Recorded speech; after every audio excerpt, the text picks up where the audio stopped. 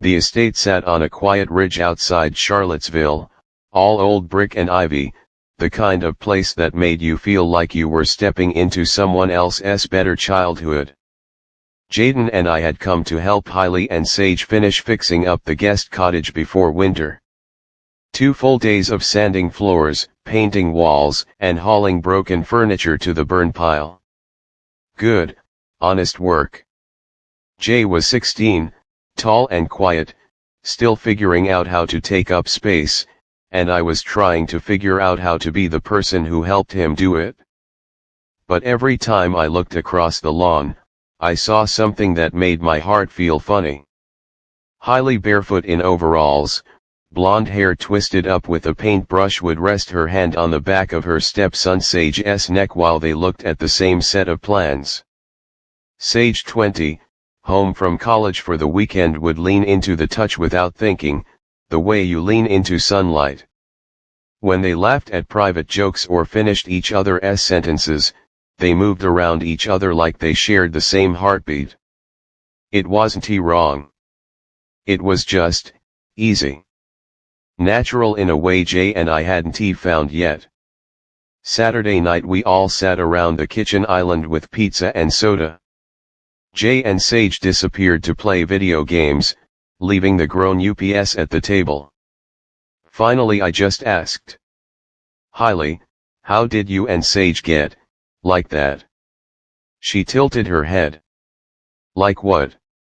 "Like you belong together. Like the space between you feels warmer than everywhere else." She smiled, soft and a little sad. "It didn't start that way. When I married his dad, Sage was 14 and mad at the world. He thought I was the bad guy in a movie. He slammed doors so hard the pictures shook. I was 26 and scared I'd ruined everything." She went on, "One night, about 6 months later, I found him on the back porch crying because his girlfriend had just broken up with him. I sat next to him and didn't say anything silly. I just handed him half my candy bar.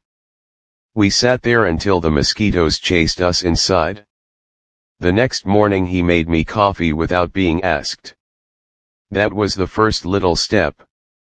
She looked at me gently. "After that it was small things on purpose. I went to every one of his lacrosse games, even when his dad was away. He started driving me to yoga when my car was broken. We made a rule, no phones at dinner, but we could play whatever music we wanted. He showed me new songs, I showed him mine. We argued about both. Somewhere in all those little moments, the anger just ran out of room." I stared at my glass. "Jay still calls me Greg. Like I'm just some guy." Hailey smiled. "Then stop waiting for him to change it. You start. Pick something that's only for just the two of you, something small and repeatable. Sage and I watch one really bad scary movie every Sunday night, no matter where we are. We text each other the silliest lines. It's been 8 years now. That's our special thing." She reached over and tapped my hand, the same easy way she touched Sage. "Connection isn't a big lightning bolt. It's laying down 100 tiny bricks, day after day, until one morning you look up and realize you built something beautiful without even noticing." Later, when the house was dark, I found Jay sitting on the cottage porch steps with a Coke. Moonlight made everything silver. I sat beside him, not too close, but close enough. "Hey," I said. "When we get home tomorrow, want to start something just for us every Sunday night, you and me. We pick the worst movie we can find and laugh at it together. No phones. Loser of rock paper scissors buys the popcorn." He was quiet for a long time.